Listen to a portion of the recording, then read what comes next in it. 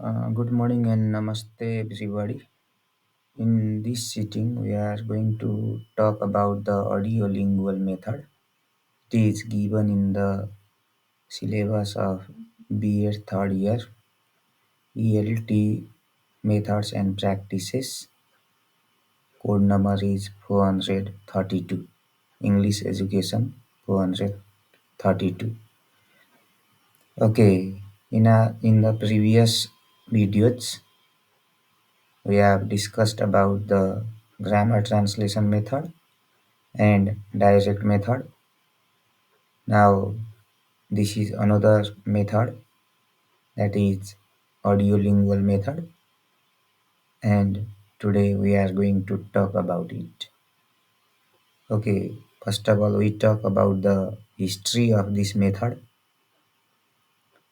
So talking about the history of this method, it can be said that during World War II, okay, during the time of Second World War, especially the American soldiers needed to learn foreign languages, and they need they needed to learn the foreign languages very quickly.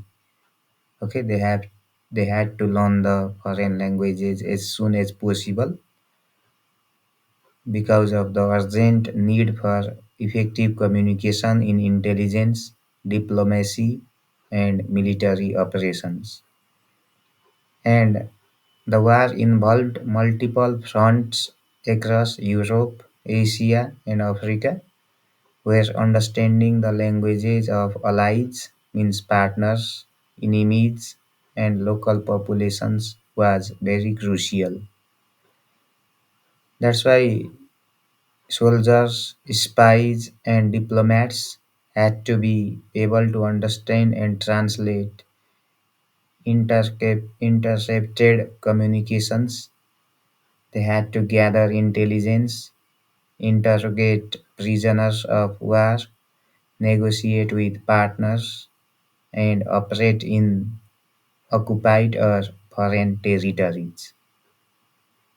So, the traditional methods of language learning, okay, it means at that time grammar translation method was in existence and the direct method was in existence.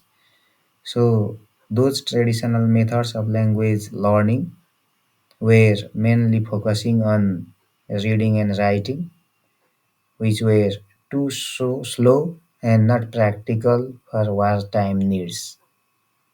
That's why the US military developed what was initially called the army method. Okay, the previous method, traditional method, which were highly based on reading and writing skill. They were not suitable to develop the speaking ability of the armies. That's why the US armies, or let's say the US military, they developed one method. So in the starting, this method was called the army method, and this method was developed to train personnel quickly and efficiently in speaking and understanding target languages.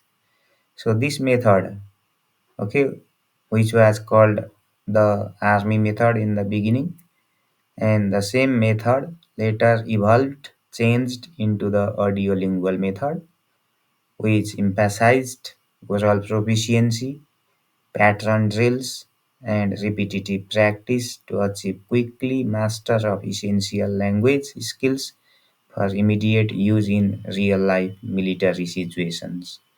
So this is the history of audiolingual method. Now let's go to the another subtopic. Okay, it is about the development, influence, and the decline of this audiolingual method. Okay, what is the development and influence and decline of the ALM? So talking about it, it can be said that the audiolingual method, in short, it is called ALM. It was emerged developed as a significant language teaching approach during World War II through the US military's Army Specialized Training Program, in short, that is called ASTP.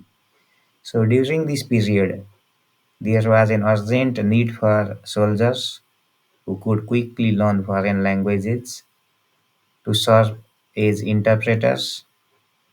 Okay, they have to serve as translators, intelligence officers in different war zones.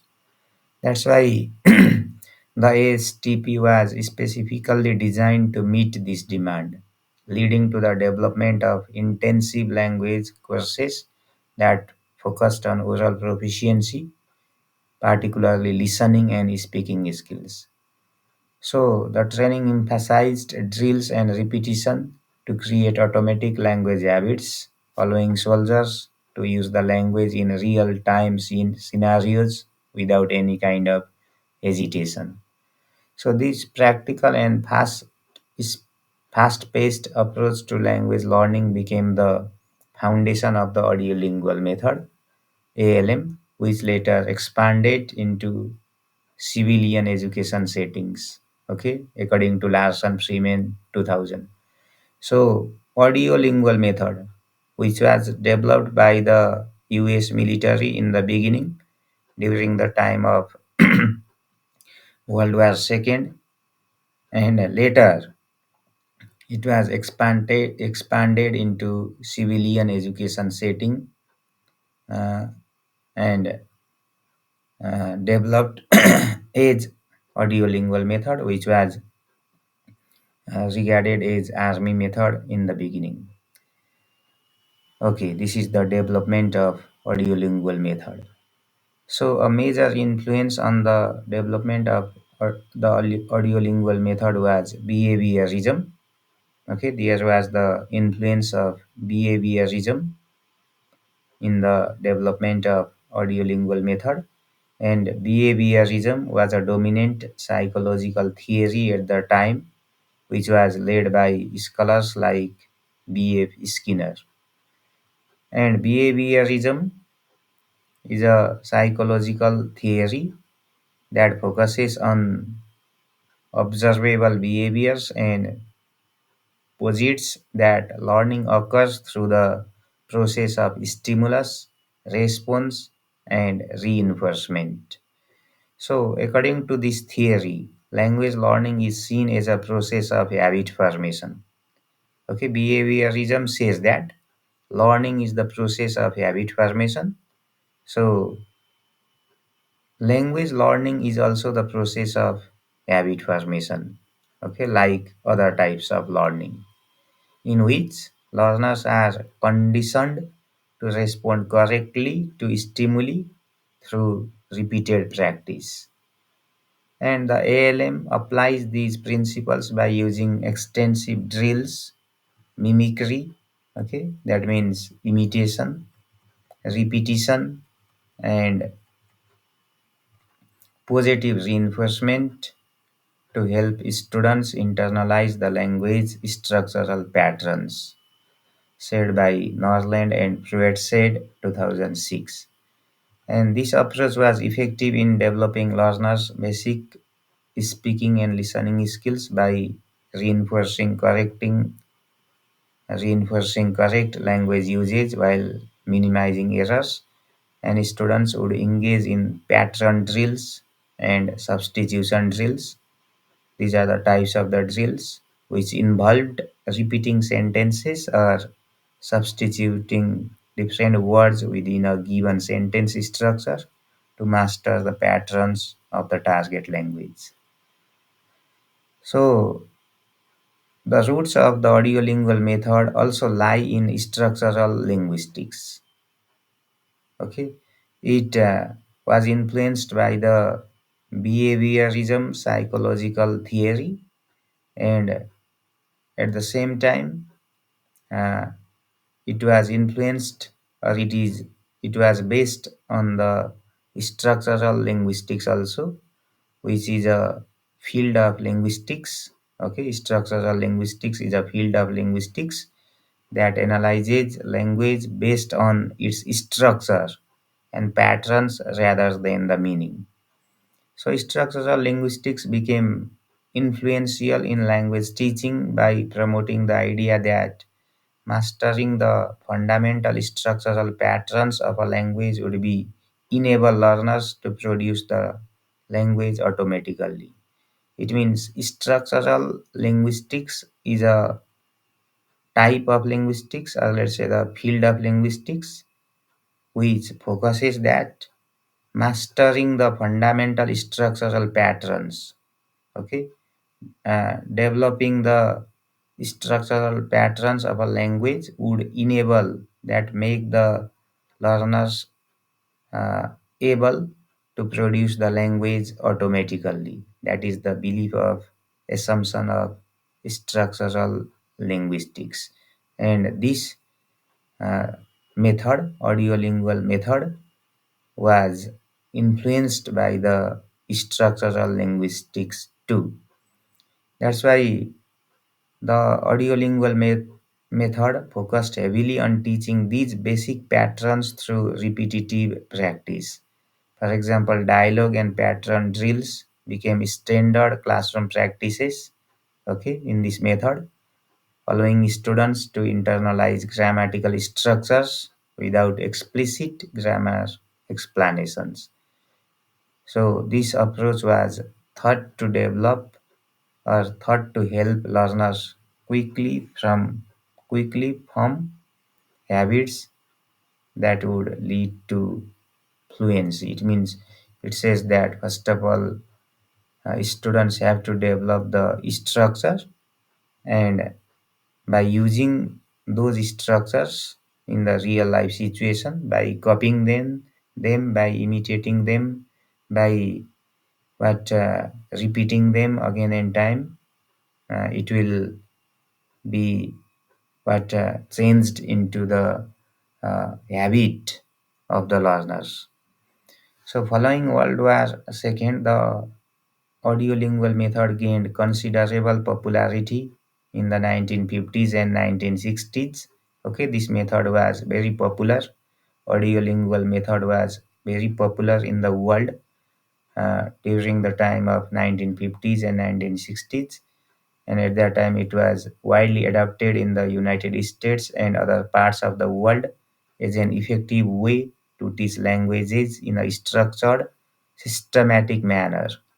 Language labs equipped with audio equipment for listening and speaking practices became common in schools and universities during that time. Teachers played a central role in guiding students through structured lessons, and the use of technology such as tape recorders and language labs became integral to the method. And the audiolingual method was seen as a modern and scientific approach to language teaching, aligning with the educational trends of the time that emphasized discipline and structure in learning. It was popular and it was gaining popularity during the time of 1950s and 60s, but its initial success and widespread adoption. Okay, despite its initial success and widespread adoption, the audiolingual method began to decline in popularity in the 1970s as its limitation became evident. Okay, after 1970s, or let's say in the 1970s. So critics of the method, means critics of this audiolingual method, argued that its heavy reliance on drills, repetition, and memorization did not foster genuine communicative competence or the ability to use the language creatively in real life situations. It means the critic of that time criticized this method is not able to develop the communicative competence of the learners, which is very important for the what use of language creatively. in a real life situations. And learners often ended up being able to produce rehearsed sentence but struggled with spontaneous communication or expressing their own ideas. It means the critics of this method blamed this method, saying that learners could produce only those sentences which they had learned, but they could not produce other sentences in their own way, okay, using their own ideas. That's why this method became mechanic. It could not able to make the students use the target language, okay, in a natural way. Okay, in this way the critics criticized this method. Moreover, the method's lack of focus on meaning, reading, and writing skills was seen as a significant drawback, and it became clear that language learning also requires cognitive engagement and the ability to understand context, culture, and meaning, element that the ALM did not adequately address. That's why language teaching shifted towards more communicative and learner-centered approaches that emphasized the importance of interaction, authentic communication, and understanding in language learning. So, methods like communicative language teaching begin to take precedence, okay, after audiolingual method, and that new method, communicative language teaching, began to what develop or begin to exist or started to exist, which focused on real life communication skills rather than just habit formation. So the decline of the audiolingual method marked a significant shift in language education, moving away from behaviorist principles to more holistic and interactive approaches that consider the cognitive and social aspects of language learning. Okay, this is about the development, influence, and decline of audiolingual method. Now, what are the basic principles or assumptions of the audiolingual method then? Okay, let's talk about this. Uh, Regarding the principles or let's say the assumptions of the audiolingual method, first one is language learning is habit formation. Okay, audiolingual method says that language learning is habit formation because this method is grounded in the belief that language learning is a process of habit formation, and repetition and drills are used extensively to help students form correct language habits and eliminate errors. Next, principles of this method is emphasis on oral skills. Okay, the primary focus this method gives is on oral skill, especially in on listening and speaking. The method emphasizes the development of these oral skills before reading and writing, reflecting the natural order of language acquisition. It means listening, speaking, reading, writing. That is the natural order of language. That's why language learning means first of all students have to learn listening and speaking. Uh, this method focuses on that. Next one is dialogues as core learning material. Okay, this audiolingual method use dialogue as the central activity of language learning. And next one is use of pattern drills. Okay, in this method, pattern drills are used often. Mostly they are used. Pattern drills are used to reinforce correct language structures. This includes repetition drills, okay, substitution drills, transformation drills, and question answer drills, all aimed at helping students internalize the target language patterns. An inductive approach to grammar. Okay, this method uses inductive way of teaching grammar. It means giving the examples at first and no use of the native language. In this method, if we teach the language using this method, there is not the use of native language. And immediate correction of errors is another principle of this method.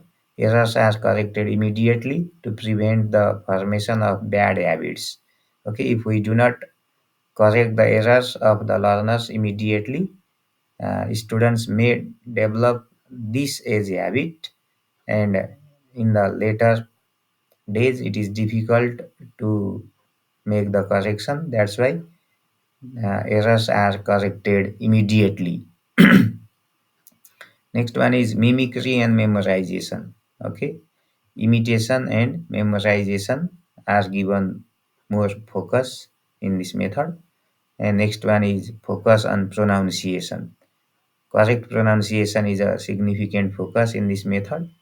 So the method emphasizes accurate production of sounds, stress patterns, rhythm, and intonation in the target language.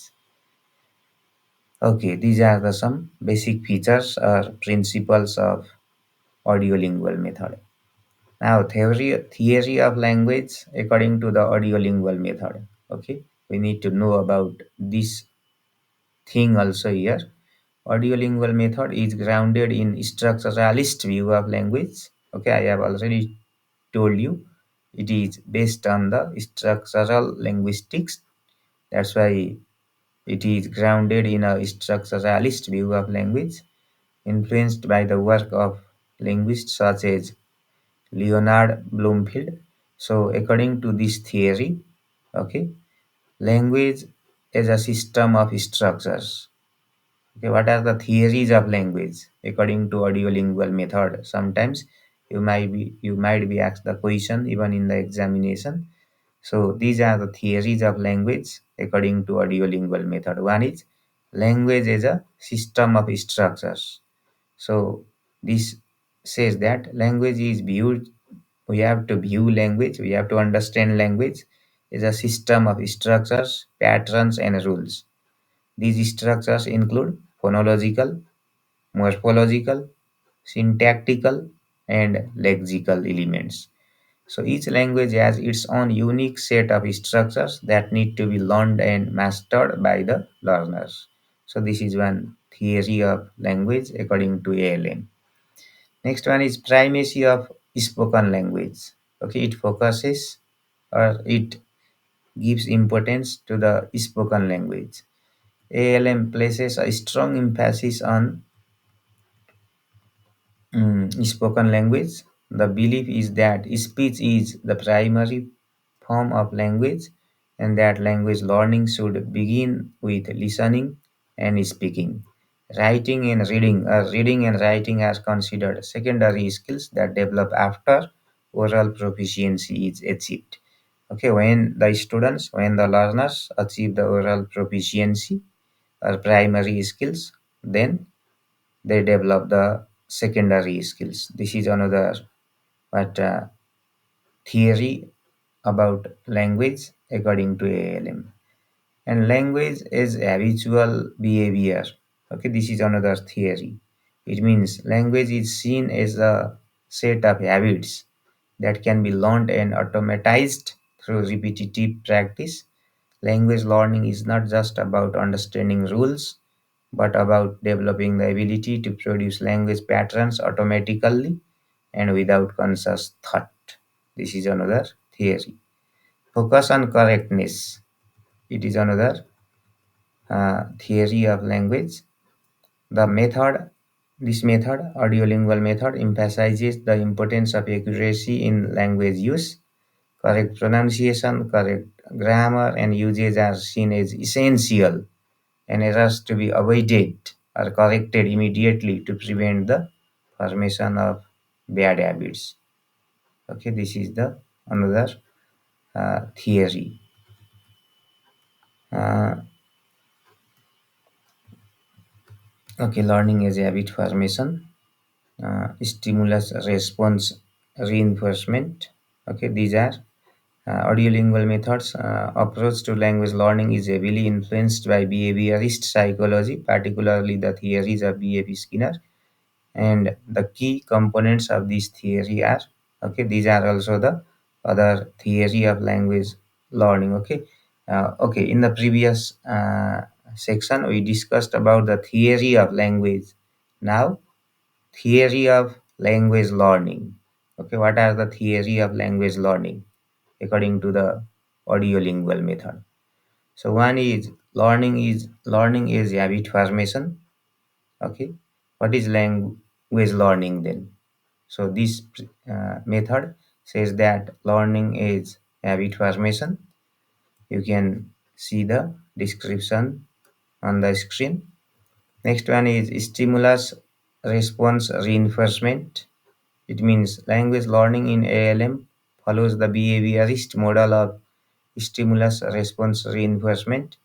A stimulus, that means a spoken prompt. Okay, anything can be stimulus, which uh, makes the what learners to do something, that is stimulus uh, is given and the learner responds. So if the response is correct, it is positively reinforced, which strengthens the habit. If the response is incorrect, it is corrected immediately and the correct response is practiced. So another theory of language learning according to ALM is stimulus response and reinforcement, SRR. Importance of imitation and repetition. Okay, this is another theory of language learning. Imitation and repetition are key learning strategies in ALM. Learners are expected to mimic, okay, copy the teacher's language models in sounds, words, and sentences accurately and repeatedly until they can produce them correctly and automatically. Next one is inductive learning. It means in the ALM, grammar is taught inductively. It means learners are not given explicit grammar rules but are instead exposed to examples and patterns from which they infer the rules, they discover the rules. Avoidance of errors. ALM places a strong emphasis on avoiding errors. Errors are seen as bad habits that need to be prevented or corrected immediately. The- This method says that. That's why this method emphasizes constant practice with correct model and immediate feedback. Now, role of the teacher. Uh, Regarding the role of the teacher, audiolingual method says that teacher plays a central role in the ALM, acting as model for correct language use and as a provider of immediate feedback. Okay, language teacher, or let's say the teacher is the provider of immediate feedback. The teacher controls the learning process, guiding students through drills, exercises, and activities designed to reinforce correct language habits. So, to sum up, we can say that audiolingual method views language as a structured system of habits that can be learned through repetition, imitation, and reinforcement. It is grounded in behaviorist principle with an emphasis on developing correct language habits through intensive oral practices. Language learning is seen as the automatic acquisition of these habits with a focus on avoiding and correcting errors to ensure accurate and fluent language use. Uh, okay, now here is a simplified version for the sake of memorizing easily. Uh, okay, what are the theory of language then? Okay, according to ALM. Uh, for easiness, okay, I have shortened it like language is a structure, focus on speaking, language is habit, and importance of accuracy. You need to understand these four things as the theory of language according to ALM. And theory of language learning. Okay, in short, one is learning through habit formation, stimulus response reinforcement, imitation and repetition. Next one is inductive learning. Next one, avoiding errors. And next one, teacher's role. And regarding the teacher's role, you can say the teacher guides you, models the correct language, and gives feedback. Okay, for your easiness, you can memorize in this way.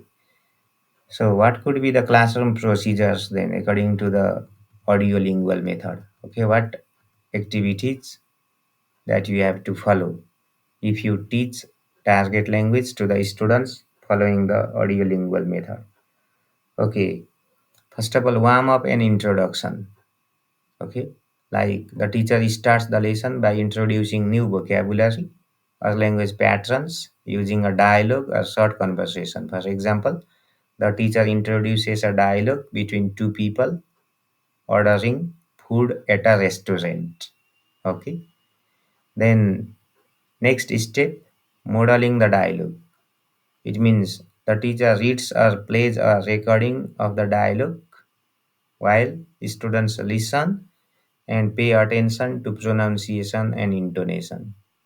For example, the teacher says, okay, the teacher reads out the dialogue which the teacher has brought.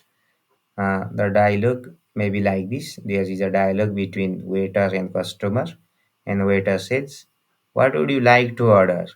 And the customer might say, "I'll have a cheeseburger, please." Okay, in this way, the teacher reads, and the students listen carefully, and they mustly focus attention to pronunciation and intonation. Now, after that, there will be the repetition drill. It means students repeat the dialogue. Okay, first of all, teacher reads out the dialogue, students listen. Now, after that, students repeat the dialogue after the teacher, imitating the exact pronunciation and intonation. For example, the teacher says, "I'll have a cheeseburger, please." And students repeat it in unison. Okay, they repeat the same thing. And after that, there will be the substitution drill. It means the teacher changes one word in the sentence and students repeat the new sentence. Like, for example, the teacher says, "I'll have a pizza, please." And students repeat the sentence, okay, with a new word. In the beginning or in the previous what sentence, there was, "I'll have a cheeseburger, please."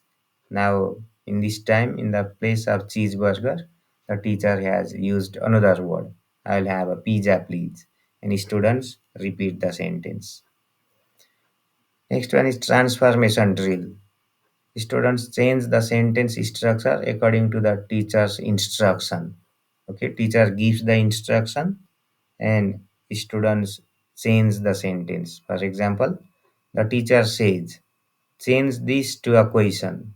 Okay, "I'll have a cheeseburger, please." Now students have to change that sentence into a question. Like students respond with, "Will you have a cheeseburger?" Okay, in this way, they change the sentence into the questions. Okay, according to the order, according to the instruction of the teacher. That type of drill is called transformation drill. Okay, and it is also practiced in the classroom. And next one is question and answer practice. It means the teacher asks questions based on the dialogue and students respond using the target language. For example, the teacher asks, "What will the customer order?" And students answer, "A cheeseburger." Okay, in this way, teacher and students will play the question answer game. Next one is role play. Students here, what is done? Students act out the dialogue in pairs, taking turns being the waiter and the customer. For example, one student plays the role of waiter and asks, "What would you like to order?" The other student responds. Okay, the other students play the role of customer and he or she may say, "I'll have a cheeseburger, please."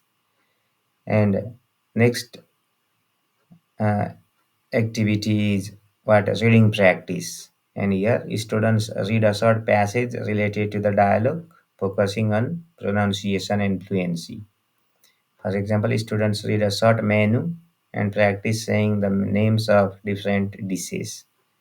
And next one is the comprehension check. It means the teacher asks questions to check students' understanding of the dialogue and reading passage.